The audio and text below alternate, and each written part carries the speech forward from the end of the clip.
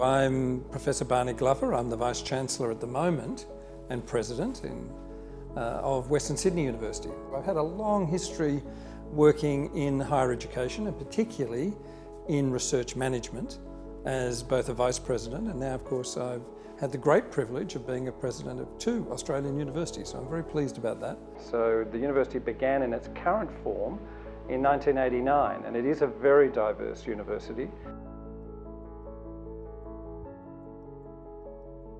We're very proud of the Whitlam Institute. It's named after a former Prime Minister of Australia, Edward Gough Whitlam, who was Prime Minister in the 1970s, between 1972 and 1975. He's very famous in Australia because one of the great achievements of his government, and in fact even prior to him becoming Prime Minister, he made a historic trip to China and met Mao Zedong and other Chinese leaders in 1971. And it was the beginning of the development of Australia's modern relationship with China. And he went on to cement that relationship while he was Prime Minister.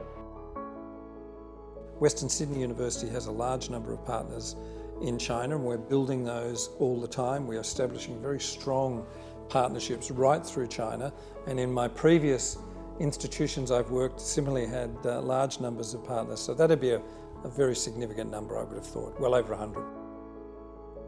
This photograph was taken in 2014 when I met President Xi Jinping and also the Australian Prime Minister, and we signed an agreement in relation to research and development for traditional Chinese medicine here in Australia as a collaboration between Western Sydney University and BUCM.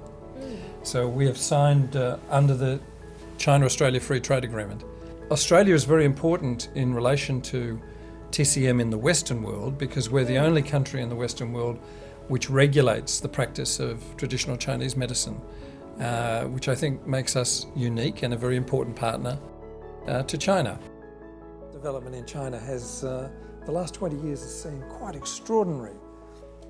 Not simply buildings and roads and bridges, but the infrastructure in laboratories and in research centres is now world leading. So the opportunities for cutting edge research is greater. And that's just in 20 years. It's been remarkable.